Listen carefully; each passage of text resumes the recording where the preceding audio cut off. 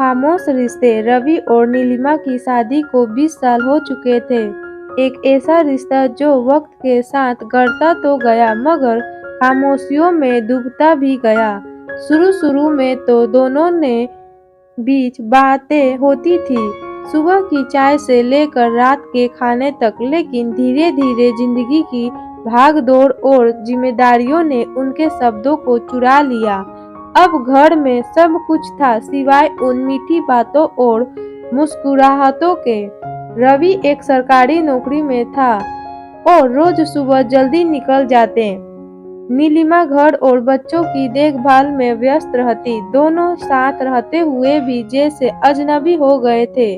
अगर कोई बाहरी व्यक्ति देखता तो उन्हें एक आदर्श दंपति समझता, बिना झगड़े बिना शिकायत। मगर उनके बीच वो रिश्ता कहीं खो गया था जो एक दूसरे की आंखों से सपने देखने से बनता है।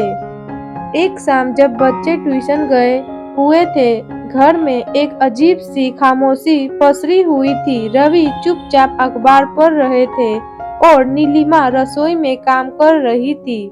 अचानक बिजली चली गई। पूरे घर में घना अंधेरा छा गया। नीलिमा ने मध्यम आवाज से कहा, मोमबत्ती लाती हूँ। रवि ने पहली बार नीलिमा को गौर से देखा।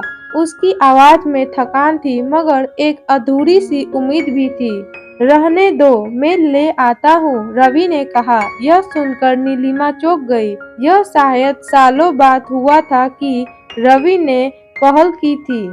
मोमबत्ती जलाने के बाद दोनों एक दूसरे के पास बैठे।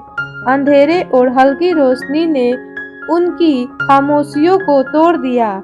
नीलिमा रवि से धीरे से कहा, क्या तुम्हें याद है हमारी पहली मुलाकात? नीलिमा की आंखें भर आई। उसने सिर हिलाया और मुस्कुरा दी।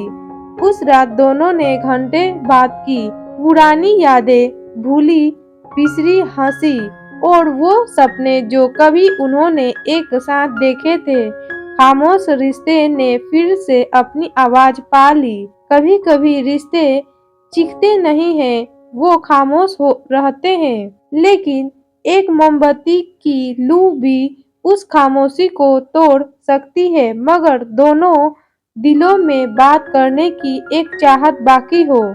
खामोश रिश्ते हमेशा खत्म नहीं होते, बस एक जरा सा एहसास उन्हें फिर से जिंदा कर सकता है।